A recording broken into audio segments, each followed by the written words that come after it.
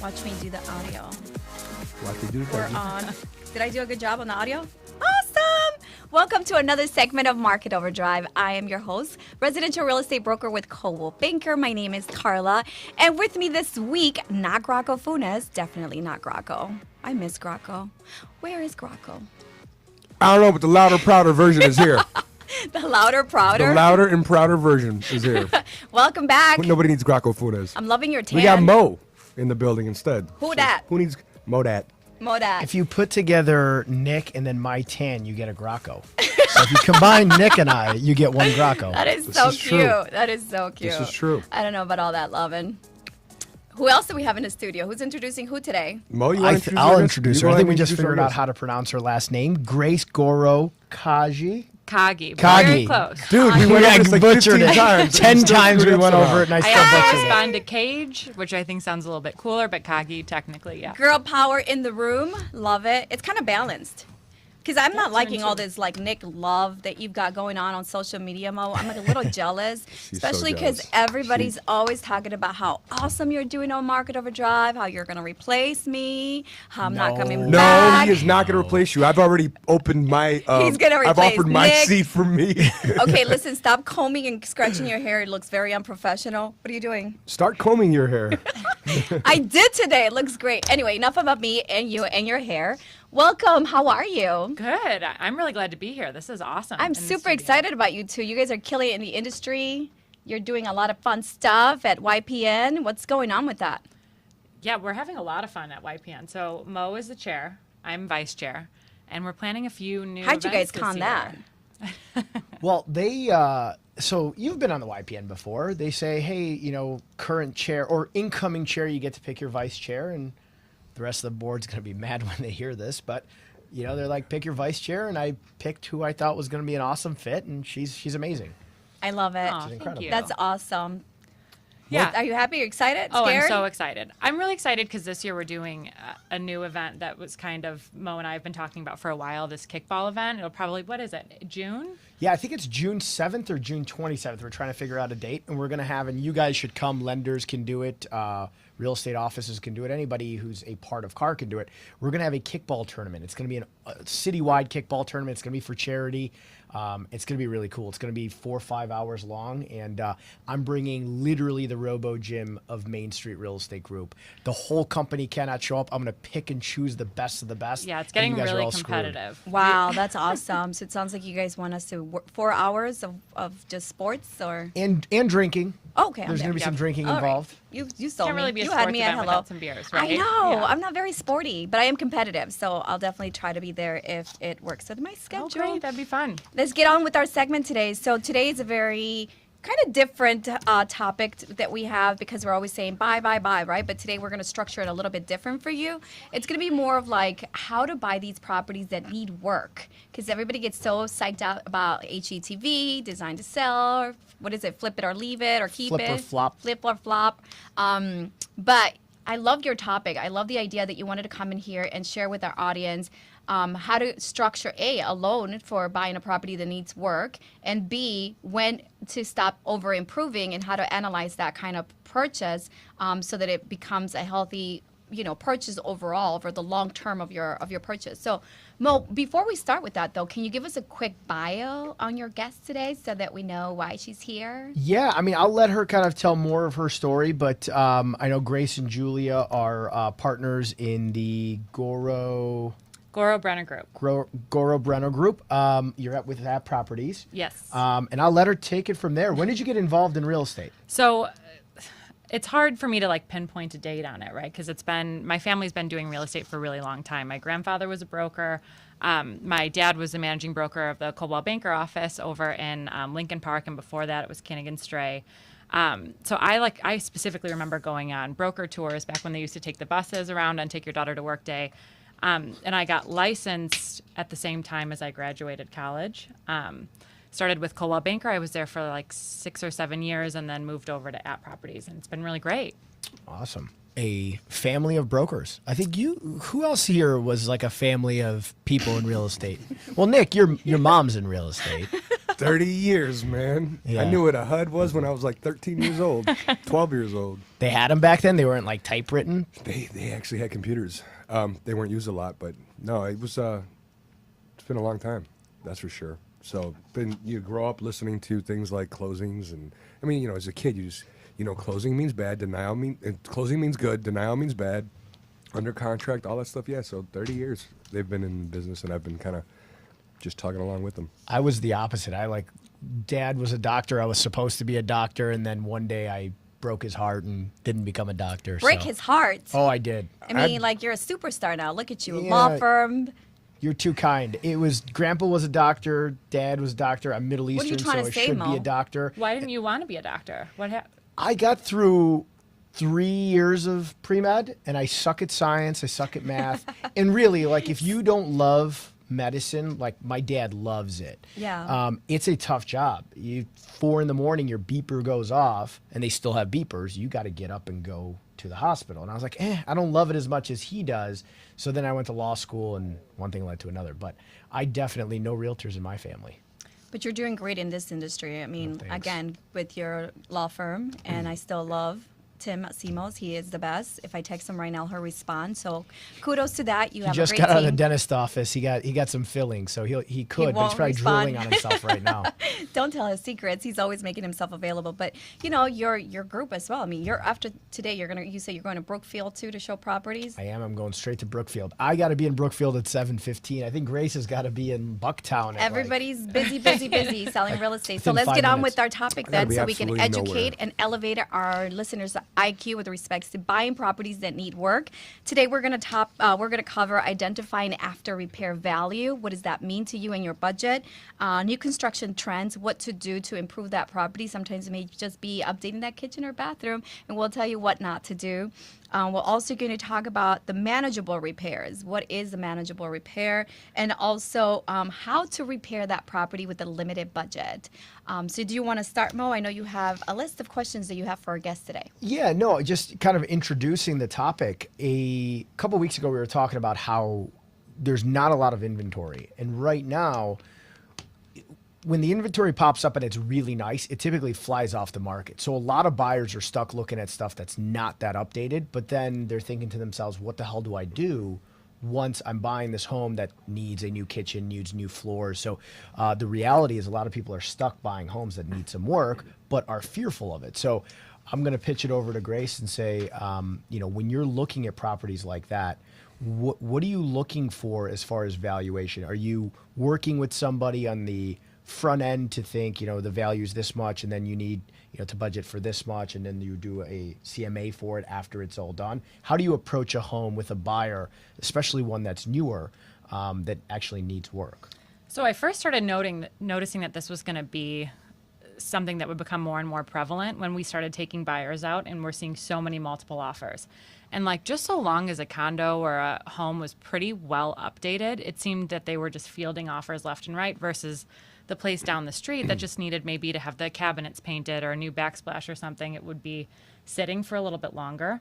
So I started having conversations with my clients about okay, well, you could go in and try to win this bidding war, or why don't we take a look at this property down the street and try to price out some options with you, get some contractors over there, and let's see what we're looking at. Because by and large, I think that you risk overpaying when you're going Heck in. yeah. Right? Don't you think? I'm always a big fan of wherever the cattle goes, go the opposite way.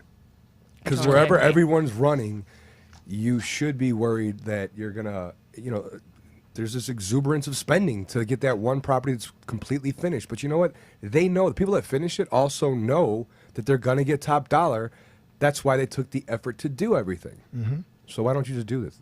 Right. And it's really not as expensive as people think. I remember in our very first place when we slowly started changing things, to put backsplash in, all in it was $500 to change. And that changes the whole face of a kitchen, right? Right. You don't need to change all the cabinets out. You can just do the doors. Maybe you put some new doors on and you get somebody out to come and spray them. Mm-hmm. So much cheaper than doing an all new cabinet set. Even hardware. I sometimes, you see just the hardware is kind of old looking. Changing out the hardware Outdated, is yeah. simple. Right. Simple stuff to really kind of spruce up Right, a yeah. kitchen or a bath.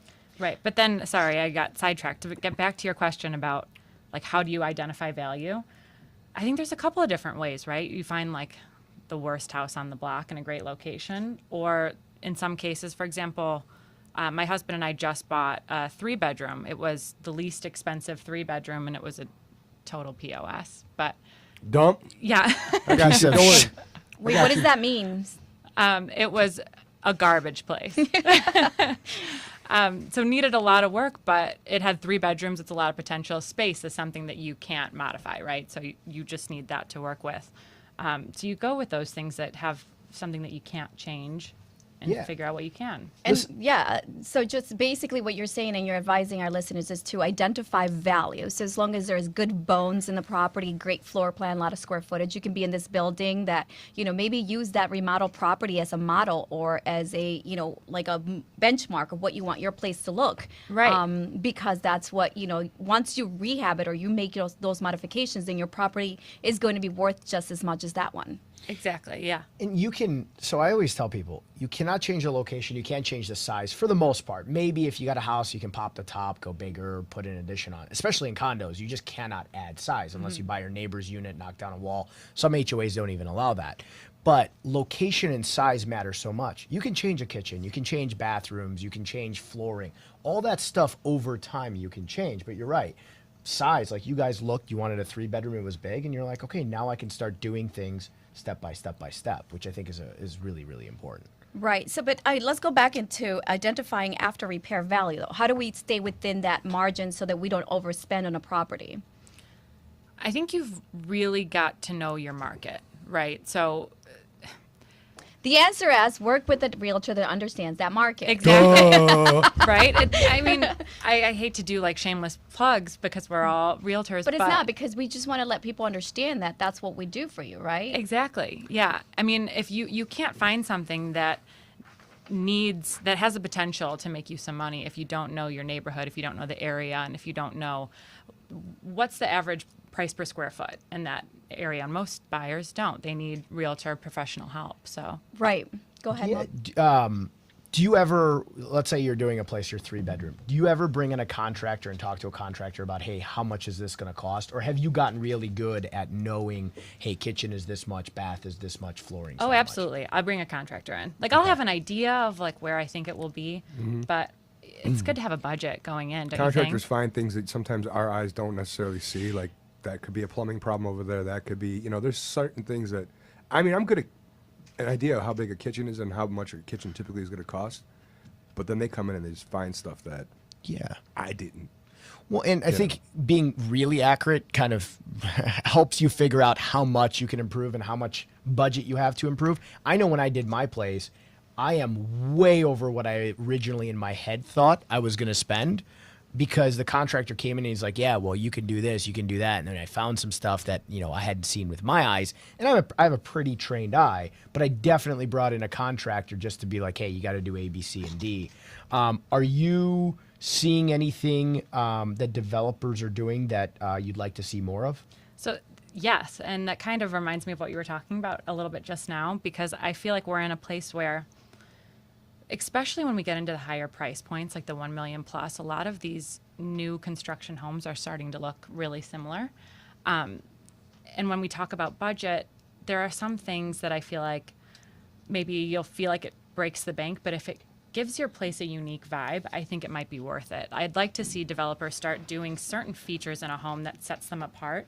Because when I'm taking my clients through, for example, to have them see all these different homes, they blend together a lot. Are you guys finding that too? Completely agree. And I think that a lot of people are just missing the boat, right? Because they're not seeing what buyers are looking for. And so we're talking about multiple, bidding wars. There's properties that are not available. And we're trying to invite you or encourage you to look at that property that may not necessarily have all the wow factors. And even new construction may not have all the wow factor because they're all like cookie cutters, right? Right. We've talked to a lot of developers that come on our show, or people who are flipping properties, and they're looking at this this one specific house, and they're custom building it or custom building it out to look just like the other one because they have a plan, they have a formula that works, they know how much materials it's going to take to build it out in that same format. So what we're doing and encouraging you as a buyer is to go outside that mold and create something, custom build something for yourself without breaking the bank. Right. But you're saying that you bring a contractor, right? That's another flexibility that you have with the property that may not necessarily be the shiny penny on the block, right? Because if you're working with a professional realtor, that realtor is going to go and it's going to stage that property. They're going to paint that property. They're going to make it look wow, right? So you're going to have multiple bidding wars because we underpriced it or whatever it is that we did. But then the next door neighbor's home that maybe didn't have the realtor who went above and beyond to list that property, and maybe still has the carpets and still has that ugly kitchen, you bring them in, and at that time you do have the flexibility to give yourself more time to bring in a contractor to say, okay, this is what it's going to look like if you paint the cabinets, this is what's going to look like if you change the actual hardware on the cabinets, right? And even in that $1 million price point, you want to get away from the cookie cutters and really custom build something. So I think it's a great option. Yeah, I totally agree. And something really easy to do is to focus in and zero in on a specific part of a property and really determine, okay, where's a feature that I can change and make stand out and make it a little bit unique, right? Maybe you do, maybe you want a fireplace that looks like it's entirely marble. Well, you can swap out porcelain instead. It's a lot more cost effective, and you can have this great feature and piece. it looks just like it. And it looks just like it. Yeah. And it's beautiful, and it's something that might set it apart from another place, or you can go in the bathtub and do a number of different features or custom tubs, and maybe you spend a little more money there and you save in some other places, but it makes it unique. I should have had Grace come to my place because I way overspent on everything. But not everybody has your budget, Mom. No, Come on, stop trust bragging. me, you're saying that, but I didn't. And, that's why, I've done almost everything except my master bath on the first floor, and now I've saved to do my master bath. But I was like, I'm not going to do cookie cutter. I'm not going to do it. I ended up with dark floors, gray walls, white kitchen, white backsplash. So I went as cookie cutter as I could get because I just kept going on and on and on. And I was like, all right, that looks good. And I went cookie cutter. But yeah, I think having, I'm hearing the car now? again. There it is. He did it to me. He always waits until mid-sentence. So that's He just hit the button. I didn't hit the button. That is not me, dude. I don't have a nitro button. So the But I'll get to that. Vroom vroom that you just heard. The what? A nitro. The vroom vroom? Vroom vroom. Means a nitro question is coming. I didn't explain to her what a nitro question is. That So we're not supposed to. I just want that We're sound supposed to just follow drop me around it in daily life. Oh, that's what I walk in every So room with. I have it in my pocket on my iPhone. I'm walking. And then it's like Right. she's gonna change her last name. It's like There you it have, goes you again. have an aura. Look, here comes Miss Cage. Oh my gosh, All right. I love it. My The race nitro car name. question. It's a question we give our guests. We surprise them with it, and hence you are surprised. The nitro question today is brought to you and sponsored by Tamika Scott Reed from Money Matters Financial Peace. It is that time of year. Get in there, do your taxes. Get Uncle Sam to pay you back some of the money he took along the way. Today's question. does that? He does gives money take a back? lot. He does to some people. I don't I have money yet to back. witness this since I was working at a car dealership as a porter, but okay. Anyways, the nitro question today for you is, speaking of POSs, we want to know share with us a story, what was the absolute roughest piece of coal you've ever had to deal with, and some type of well, give us a happy ending. Something that you thought was an absolute disaster, and somehow when it was all of a sudden somebody bought it, went all in, and you're like, I don't know if I would do this, and then it turned out to be everything you're saying today. Mm-hmm. Don't need to answer right now, because we also want people to kind of just string along and hear this out. So Okay, so you want me to think think about about it? it, let it marinate. Give us a story. If you want to, run with that a little bit and just tell us a funny story, go ahead. But we want to kind of have the epitome of stories that come off the top of your head with one of your POSs, as you would say. My happy that got story fixed I'll up. have to think about, the happy ending. But I do, All right, I we'll will move on. tell you, I will tell you that there was, We're going to get it later. Okay, We're going to get it okay, later. You can okay, hold on later. to it. So we can go forward. Go ahead. So, when you are doing these renovations, is there areas of the home that you think save some money and areas of the home where you're like splurge, spend some money? oh yeah, for sure. I think the area to splurge is going to be the kitchen. I think in any property I did that's where you spend your money. Like if I'm going to buy something spectacular, it's going to be because the entertaining space is pretty amazing. That and the master bath. I think when you're looking at saving versus splurging, there are features that people know really well that they're nice, right? Like if you're looking at growy fixtures or nicer appliances, Wolf, Viking, Thermador, things like that. If you can splurge there, I think that's great. Now, things like vanities, lighting fixtures, you don't really notice those as much. You don't know where they're from. It's harder to determine value when you're taking somebody through it when you go to sell it. I think you should probably save there. What do you think? With the lighting, you said? I think so. What are your thoughts Yeah, don't on go that? to Restoration Hardware and buy all of your lights because you're going to go way over budget. But it it's so depends though, right? beautiful. It Because is beautiful. Well, there goes our sponsorship from Restoration Hardware. Don't worry, I spent some money there, so All right. bring them back in. No, I agree. I think kitchen obviously is the absolute big one. A, it's a wow factor. B, people hang out in their kitchens. I spend most of my time in my kitchen, and it connects to my living room, but most of my time spent just hanging out in my kitchen. So I think kitchen's the big one, and like you said, they're defining factors in the kitchen, like the really nice appliances. People notice that. But yeah, nobody knows where my vanity's from. Nobody knows where most of my lights are from. Right. I point out that some of my lights are from Restoration Hardware, but they would have no idea where they came from if I didn't point them out. I have mine flown in from the south. There's actually a place in Lincoln Park, if you're a realtor, I think it's called Horton's Lighting, and they have I've been there. Yeah, they have great deals, and if you're in there and you're a realtor, they do give you a kind of like a builder type discount. So don't go in there and just buy it. Let them know you're And now a realtor. Hortons owes us a check. Yeah, so plugging them, so you can go there. Great lighting too, and it's probably half the cost of Restoration Hardware. So I tell all of my clients, shop it around, but you can find a light fixture that looks just like the one that you found somewhere that's expensive. Right. in Even tons on of like other places. Overstock and Wayfair and, Yeah. and those kind of websites, if you're really trying to save, you can find some pretty good. Right, you can get lighting and stuff from that. I just want to point out though, like let's be strategic when we're advising our clients or listeners to splurge, right? Because if you're buying something, remember this is completely different from flipping properties or buying so you can resell it. We're advising you to buy something that it's not going to be in a bidding war, that you can just customize for yourself. But when it comes to overspending, I mean, I frown upon that, right? Because eventually you're going to want to resell this. And of course, you're going to use it for your own. So you're going to enjoy your little, $800 light fixture or fan. I'm not going to say who bought one that costs that much. But, if you're going to splurge in that kind, that it's just for your own sake.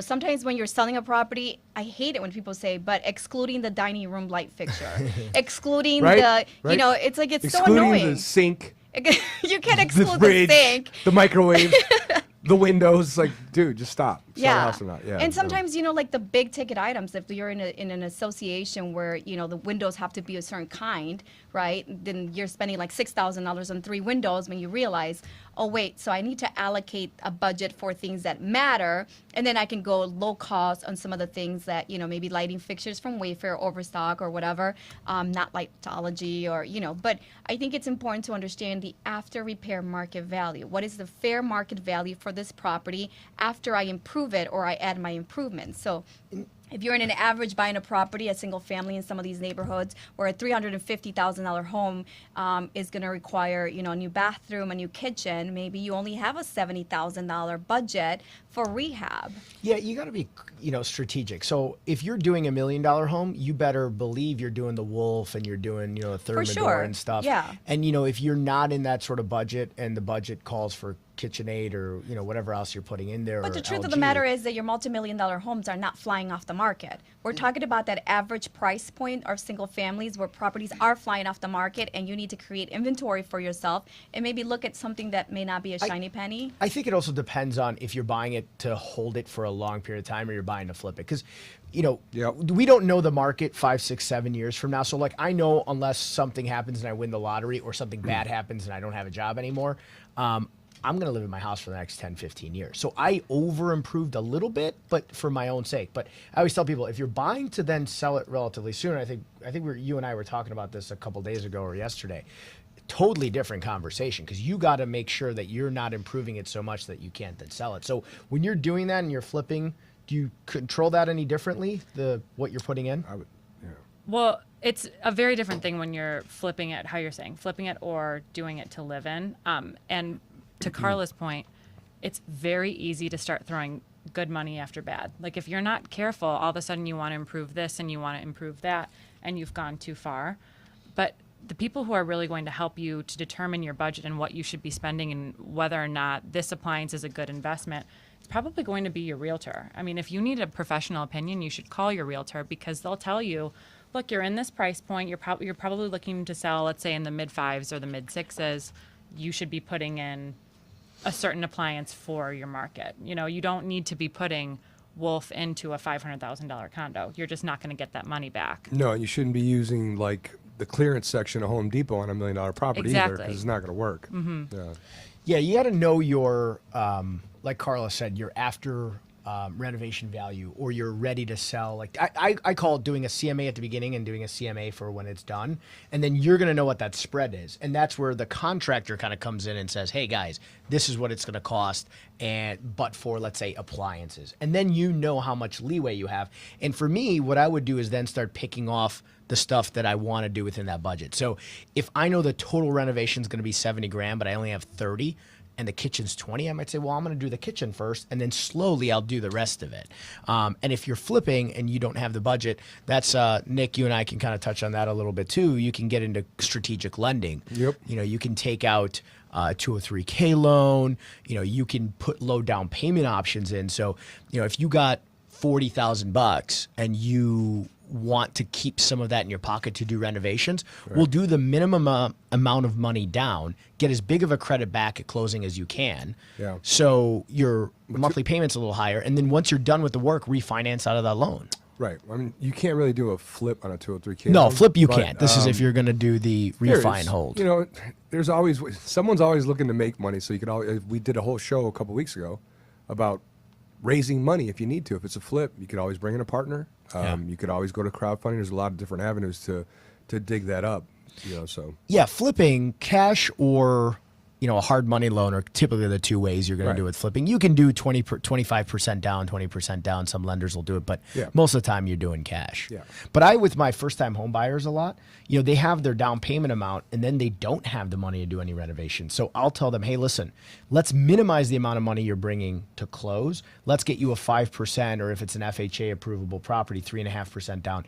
Let's reduce your costs with credits back at closing, keep your cash in pocket, do the renovations, then refinance out of that loan and keep the house. So, you know, as much money as you can keep in your pocket if you got to do renovations as possible is kind of my goal with those buyers. yeah, and we get people coming in for more of a long-term deal. I mean, they're taking the advice that you specifically gave about not going after the shiny penny in the bidding war and going the opposite way and just putting some of your own personal TLC and touch on your family's touch on this property. And, you know, sometimes I get clients coming in, they want to put down 20% on a $400,000 home. I'm like, that's great. They're like, it needs a little work, and so, you know, got to figure out how we do that later. I'm like, well, wait a minute. How are you going to do it later? Do you want to move in the way it is now? Oh, no. I'm like, well, we need to figure that out now. Maybe we have to forget the 20%. You can do 5 or you can do 3, as I said, and we have this. We can always refinance it later. When you make the improvements, usually the house goes up significantly in value. So we'll be able to refinance it 6 months down the road. We have a whole new price point because you bought it low instead of going into a bidding war. It's coming out much higher because you made some nice improvements. I know you wish you would have put the money down, and maybe that meant you had to do a second mortgage or mortgage insurance even in some cases. But we can always get out of that in 6 months. Sure. And it's so much easier to do it off the bat, right? Like a lot of people say, oh, we'll do it later after we've moved in. But how hard is it to refinish floors after your furniture You know what in it there? is? You should do it right off the bat, because anytime you move in, even if a place is actually finished, there's things going on. You know, it's like, where are we going to put this? We need another rack over here. I mean, sometimes even in a brand new place, you add a shelf. You just go in with a mindset to make it home, you know? So I recommend people to, if you can afford to do it right out of the gate. Don't say I'm going to fix that later, because then it just gets worse. At least do the stuff like you just touched on, finishing floors. That is a pain in the back end it's if the you worst. moved in, because Yeah, you got where are you gonna put back. everything? You have to move Yeah, out and move no. your Well, crap Well, you got to out. sand the floors, and there's dust everywhere, so you got to clean in the air duct. So it's a huge People hassle. like Karla come over with their shoes on and mess up your stain, and you know, I mean, Mess up your it's never happened to stain. me. Never happened to me, but I've heard about it. Let's say somebody doesn't have the budget, though. They're going to move in. They can do limited things. So let's say you're a person who wants to buy one of these homes.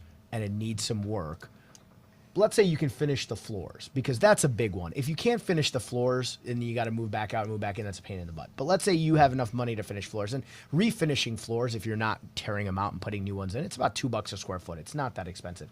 Once they've moved in, what's some budget-friendly things to do to make the home nicer, maybe their own home? Is there any budget-friendly tips that you have? I always think paint is going to make a big difference. I'm sure everybody feels that way. I think trim is really nice if you put some good baseboards, some crown.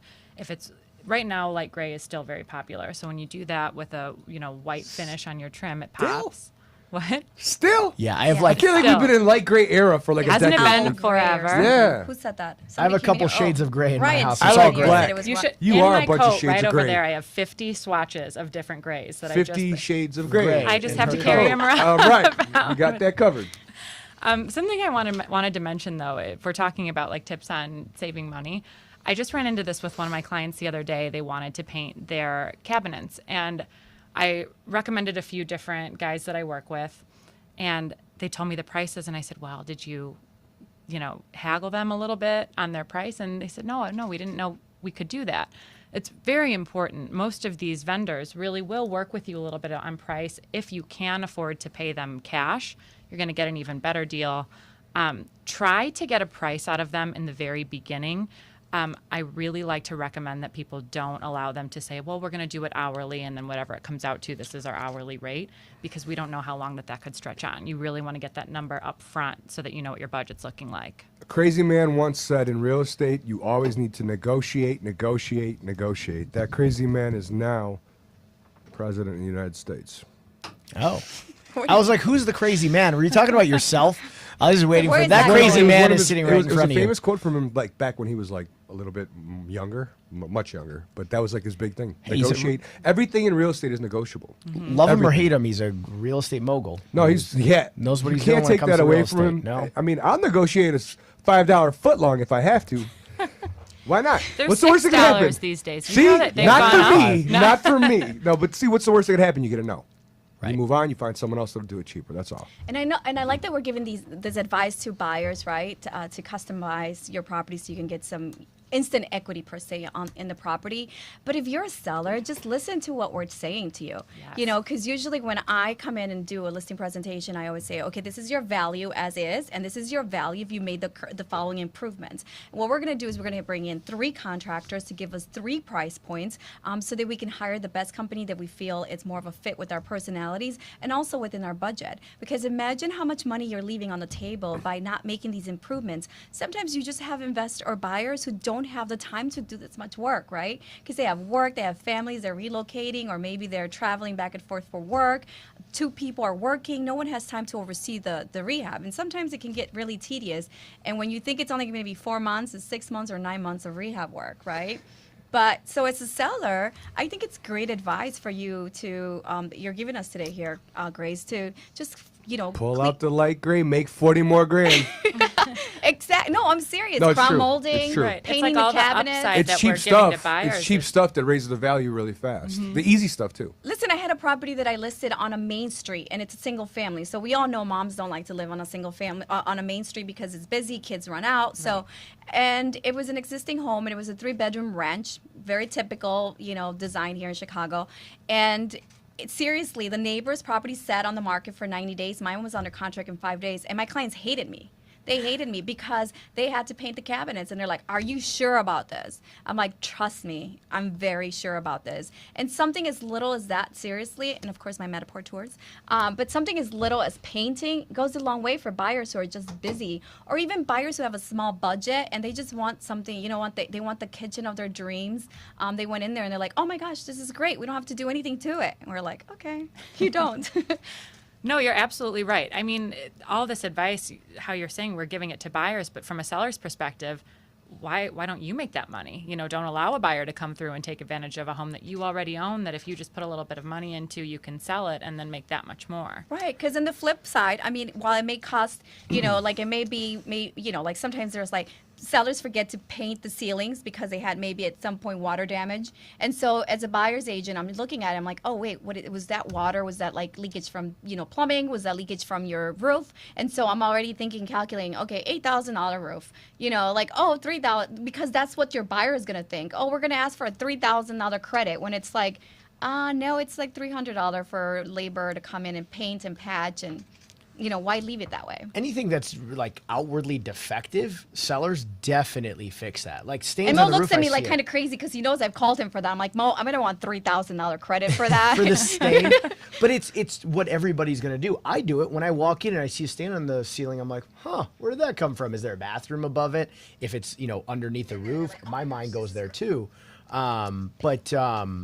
Yeah, if it's glaringly an issue, fix it, sellers. Don't leave it out there. If it's painting the roof, or if your baseboards have pulled apart, put new ones in. If there's a hole in a door because your son's an angry person, fix that. Like I've walked into a couple of those. Experience with that? I've walked into a couple of those where like some idiot punched holes in the walls, and they're like, "Hey, we want to list the house. Do we got to fix this?" Yeah, you got to fix it. Because the next person who buys it doesn't want the hole in the wall. Fix it. Right. There's blood on your wall. You must get rid of it. Speaking of strange situations. Well, actually, let her answer the next gotta go question. there. The blood on the wall. I had a strange flip that I toured that had blood on the wall, and I'll let her answer first, and then I'll jump to my strange. Well, we get a 2-for-1 today. Yeah, 2-for-1 today. So back to your question. Back to your nitro question. One of the biggest POSs you've ever had to deal with, and how to turn out. So One of your most memorable ones. This was probably like 6 years ago. I was looking with a client. We were trying to find single family homes out in the suburb that he could flip. Probably would take him a year or so. And we were exchanging crazy stories about things that he had found. And one of the things that he had seen was a dead raccoon in the basement of this place that he was looking. And I'm sitting thinking, like, of all the properties I've seen, I've never had that happen. And as I'm saying it, I'm walking into the basement, and I step down, and there's like 6 inches of water, and I'm in brand new shoes, like a nice suit, disgusting, like, basement. I don't even know what it was from. But the bones of this house, besides that, looked pretty good. So ended up working out as a deal. Flipped it, had a completely dry basement, spent a lot of time working it, and the house is gorgeous now. It's out in the Dead raccoon northwest gone? suburbs. Dead raccoon is, Okay. yeah, that was actually a different place, but the Okay. house with all the water in it, the water is now gone. It's totally dry. The shoes are The shoes are gone, I'm too. done with, yeah. The shoes are done with, too. So there you have it. You go I ahead. had one where Bring me to the crime scene. we had a crazy property manager that we found out had 2-3 different, like 2 to 4 unit properties. So me, Lawrence, thankfully, because I feel safer going places with him, and one of our contractors went looking at these properties. So we go into this like 3 unit, and he's like, "Hey, I had to chase away some people that were just hanging out here. They were doing drugs in here. I had to chase them out. So let's hope they're not in here." And I'm like, "The hell do you mean let's hope they're not in here? There's just a bunch of cracked out people in here." So we start going through this property, and we're stepping through a bunch of crap. And like the wall has like, it's got a bunch of stains on it. And I like kind of peek in, and the guy's like, and the property manager's kind of nuts. And he's like, "What do you think that is?" And I'm like, "Dude, I have no idea. Let's just get the heck out of here." He goes, "It's blood tracks from when they were shooting up. God. It's splashed all over the Ew, wall." And they that's ran out. I'm like, terrible. "Oh," I was like, "What are you kidding me?" I was like, "I'm getting the hell out of here." I go, "Even if this is a perfect flip, I'm never coming in here." I looked at Ryan, who was doing the GC work, and he's like, "This is bad." So That's disgusting. that was the worst thing I've ever been in. And I just kept looking behind me to make sure that no crazy drugged out didn't people feel were jumping safe on in something. that No, I area. didn't feel safe. Oh, no. I was like close to Lawrence. I was like, if someone's going to attack me, I'm going to be next to that I guy. would be so horrified. I was pretty horrified. You want to make some money, but geez, don't risk your no, life. no, no, Yeah. I was never going to go back in that place. But that That's was my crazy. worst one. It was bad. Do you have one over there since you came up with this ridiculous question? I always come up with the ridiculous questions. That's what I Oh. do. I don't have to answer them. I just come up with them. Yeah. Move it along, Karla. Move it along. Move it along, Mo. Move it Karla. along. You want me to move it along? So Really? if you had a big tip to give somebody who's out there searching right now, or a tip or two, and they come across a property that needs a little bit of work, but it's in the right area, right size, what's your advice to them? Make it as clean as possible. You know, you want to neutralize it as much as you can. And I understand that at the end of the day, for some people, it's just going to be impossible to do some of the tips. Like, just budget-wise, it's not going to work. So declutter your house, take pictures off the walls, remove the nail holes, patch those up and paint over them. People, I feel like in our day-to-day lives, we're so busy and our houses get messy, right? Like our cars get messy. People have lives and it just never looks the way that you should. So when you're shopping for a new home, you're imagining this great life that you're going to have where your house is never going to be messy and it's always going to be clean. Try to project that when you're selling your house. Try to make it look as nice as possible. Get somebody in there at least to caulk the tub and have it look nice and clean and inviting. These are really small things that you can do if you don't have the budget to do, backsplash and new countertops and things like that. Great advice. I love that. Yeah, I mean, it's truly, fantastic so people advice. forget to do that, even painting the closets, right? Because it's all dirty. And it just makes a big difference because, again, buyers want to envision themselves in the space. Great information, you guys. Seriously, if you are working with a small budget and you're shopping around and you're just saying, I can't afford these homes. I keep getting into these multiple bidding wars. I know earlier on the show you mentioned, Mo, about buying a house that maybe doesn't need a whole tear off, so I'm working with this buyer and there was a 2-bedroom home and they currently don't have children, but eventually they want to move into that lifestyle, right? So I said, why don't you just buy the 2-bedroom house that eventually, because it is a ranch, you can go up and add an addition or even a bungalow style home. In the back, you can always build out an addition. And so these are easy, properties where you can just build up or build behind.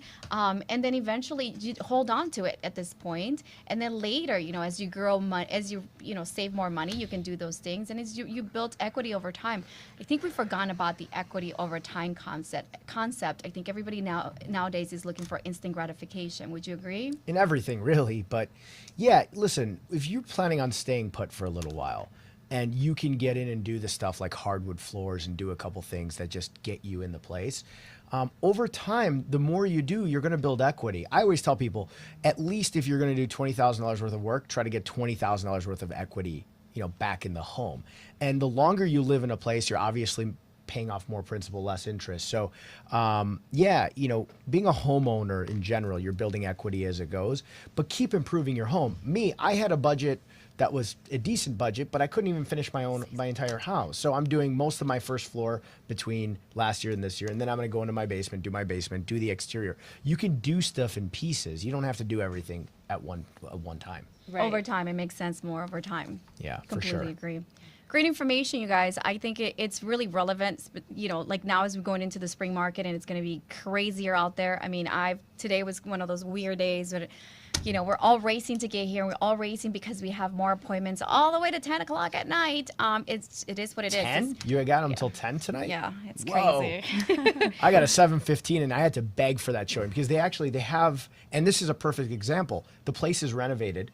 They bought it in crappy shape. The person who's the seller did some work and there's 4 offers on it and they weren't going to let any more showings. And my clients really want to see it. And I was like, don't accept anything. I'm begging you. Let me come see this place. My clients want it. So I badgered them all day. Yeah, you're begging people to let you in. Badgered them to let me in. So I'm actually going to go see it. But it's exactly what we're talking about. It's been dolled up by the seller a little bit and everybody's jumping on it. And I think when it was not dolled up, it was on the market for a long time. Right? Right. It just makes sense because I had a listing too that I had temped off the market and I had asked my client to paint it and then we did a price adjustment and all of a sudden we have all these people wanting to show it, but that's the kind of market that we're living in. And here on Market Overdrive, we're sharing information with you that you should really pay attention to because you're going to get discouraged when you're trying to find that property that doesn't look the way you want it to look. But just bring in your contractor. And again, and I know you, Grace, you were trying to be humble about it, but I completely agree with, hiring somebody that understands the business. This is where we go back with rookies versus somebody who lived in the business with your family, has been in it for a long time, but someone who's actually been involved in rehabbing properties, right? Because it's a different perspective. I can go inside a house and I can say, well, if you modify this wall, if you remove this wall, it may not be, it's going to cost you more because now you're going to fix and repair flooring. But what if you just like turn this room into X and then use it differently? We're able to go into a space and give you ideas as to how to rehab it or modify it so that eventually it can look like the home of your dreams. But then don't overspend or pay a premium when you're dealing with these bidding wars. How about instead saving that money you would spend on a premium for overbidding on a property and investing it into that new kitchen that you want, or that new bathroom that you want, or maybe finishing up that landscaping outside, things that people forget over time, right? Yeah, you got to hire a good realtor, and she is being humble. She's just generally nice and humble, so she's being humble. But yeah, you got to hire a good realtor if you're going in and you're doing this stuff. If you're buying anything, it doesn't matter if you're renovating, not renovating. You got to hire a good realtor. And it's even just the contacts. Like, your realtor has been through this. They've been doing this for years, so they've developed a whole Rolodex of people who they know do really good work, or they know that they can get you the best price from. And that in itself is going to save you money. That's a wrap. We got to turn this thing in. I think we got a lot of great information. Obviously, if you want to catch this show another time, you can get it on our podcast at Market Overdrive on iTunes. You can also go to WGN. You can go to marketoverdrive.com or catch us at Facebook/Market Overdrive. Of course, we are on Twitter at Market Overdrive. And you can find all our shows cataloged, nice cleaned up, deleting all the swear words that Mo puts out there on YouTube as well. With that being said, I want to thank our guest, Grace. Thank you for coming in. Oh, thank you for having me. Giving everybody some tips and tricks on how to improve a property and sell it for max money, or what to look into if you're out there buying a property, even just to live in. And remember, gray is still cool. Gray is still cool, and she's got 50 shades of 50 gray shades of gray in her pocket, in her which pocket is somewhere. frightening. For now, I'll be excited when it changes, but until then, if anyone needs it, I got it. We want to thank our sponsors, because without them, the show doesn't go on. Mike Randick and Carmen Carbonara of Stewart Title, Tamika Scott with Money Matters Financial Peace, Denise Edenhofer with Fidelity National Home Warranty, Joanna Diaz of Credit RX Inc., and of course, Lisa Husino with Allstate Insurance. We will see you all next week at 5:30 on Thursday. Thank you for hanging out. Don't forget to share our information. Follow us on YouTube, Instagram, and Facebook. See you next week.